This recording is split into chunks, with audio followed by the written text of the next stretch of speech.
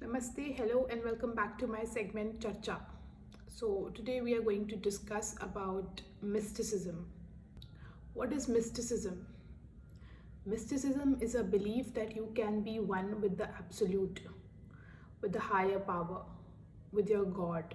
It's a belief that following a certain path, you can reach the eternal God, the eternal light, the light of enlightenment. Following a particular path and getting to know yourself better, it's a journey inward. It's not that you will reach somewhere by following a certain path. It's a belief that you have faith that there is a higher power, a higher self, and that you can be one. You can become one with it. So that belief is what has given rise to this trending thing called mysticism. So let us discuss what is the word esoteric means. Esoteric means something that is coded in a certain way to be known by a certain group or number of people. So it is believed in many cultures and traditions that the knowledge, the hidden knowledge in all the religions is not available to everyone, right? We all can't access the higher power of our mind because it is believed that it is not to be handled by everyone, because some people may manipulate it, some may misuse it, or some may even misinterpret it.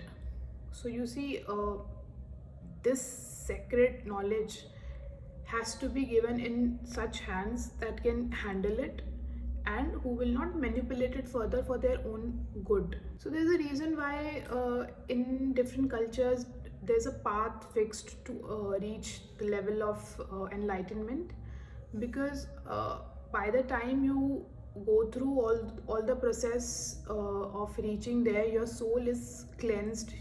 You understand the important and not so important things in life, and whatever you thought throughout your life was important, of value, that entire thing comes to nothingness. Mysticism, the highest level of universe, of understanding universe, is understanding nothingness, that everything comes through nothing, something comes from nothing. If you understand the line something comes from nothing, you'll get an idea that everything has come from nothing and everything will become nothing at the end. So I am here today to talk about ladders of unity, or ladders of divinity. So let us begin by understanding what these ladders are.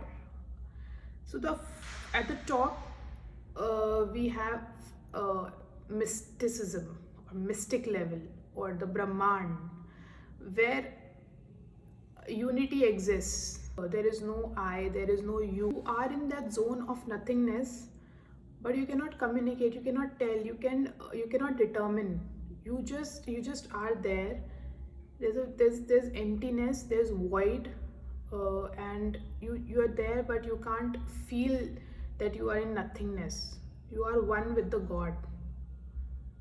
So there is no feeling of separation, there is no feeling to understand that you are, but you are, if that makes sense to you. So nothing is encompassing, and there is nothing that you can add to it, and there is nothing that you can subtract from it. You are nothing in that zone. As we in order to become body at the end, that we are right now, in order to be in this body, so let me make you understand with a paper.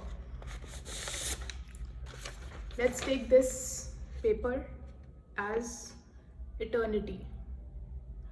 Let's say this paper is nothingness, Brahman, universe. So this exists. There is no you, there is no I, there's eternity that is existing. So for it to become something, for nothing to become something, there has to be a movement, or some change to come for it to exist, to come into existence. Right now it is nothing. It is this entirety of nothingness and emptiness. So let's say for this thing was to move, and it moves and it folds and it touches itself like this. Now universe or Brahman or nothingness or God moves, okay, and it moves and it turns and it touches itself like this. Now it comes to a realization that I exist. So from nothingness, there is this realization that I exist. So in the previous level, I was existing. Now that I comes to that realization that it exists. So if I is, then who is making that realization or observation happen? Something must be aware of it, of I, to be coming to realization that it is existing. So here the concept of I comes. A relationship is formed between universe and itself, because after having moved and coming in contact with itself, it has come to a realization that I exist. There is an I, right? It is a realization that comes and you realize that I am. This is the paradox and ecstasy of self-knowledge, getting self-aware. So this is actually unity identifying itself, being aware of its own self, realizing that it exists.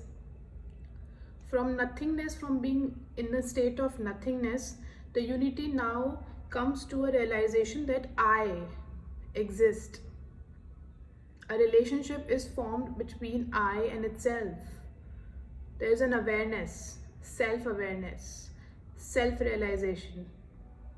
So this relationship, once formed, it creates a relationship between the knower and the known. Knower is when universe has folded itself and came in contact with itself, and known is the nothingness that it was already in. So knower and known are now in a relationship. So that movement has brought about a relationship between I and itself. Now further, if universe was to fold itself further, okay, like this, if it folds itself further, this is us coming into this world and becoming something like taking up roles, like I am daughter, I am wife, I am mother. So taking name, taking a form, a human form. So that comes under concept. You are now conceptualizing yourself that I am in this human form. The skin exists, the five senses exist. This is the particular body that I am in. The sense that, the universe is there.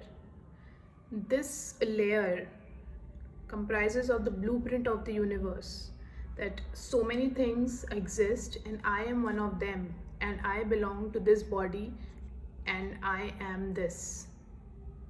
So from nothingness came I am, and from I am we are conceptualizing it further to be I am this.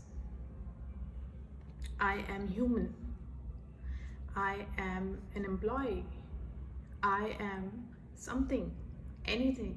This is also the layer where emotions, dreams, energy, and spirits, all these things exist in this layer of concept of subtle body, where healing happens. All those things, you become aware of your abilities, the mind.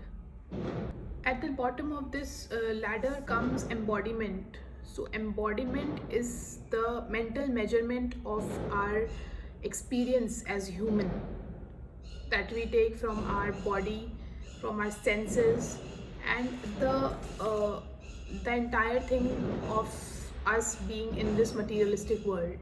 Anything that is mechanical, that can be touched, tangible, anything that is physical in nature, that all comes under the bottommost level, that is embodiment, or the mechanical level. So these are the levels that define the levels of mysticism, or levels of universe. So from being aware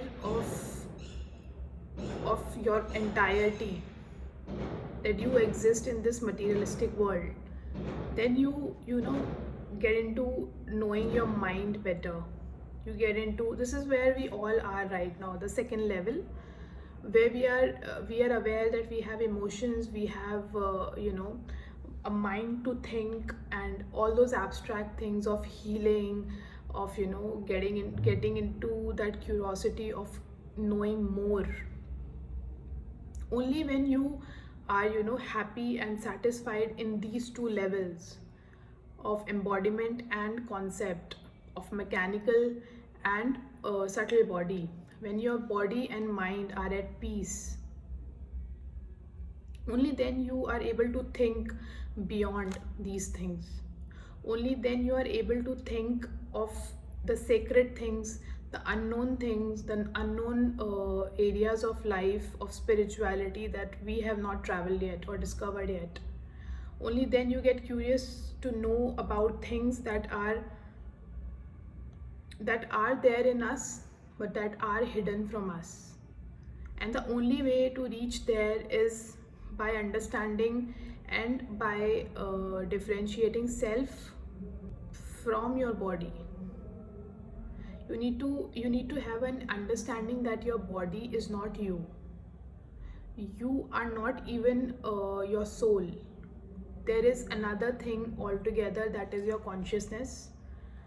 And the purpose should be to understand that consciousness through whatever medium you choose to do so.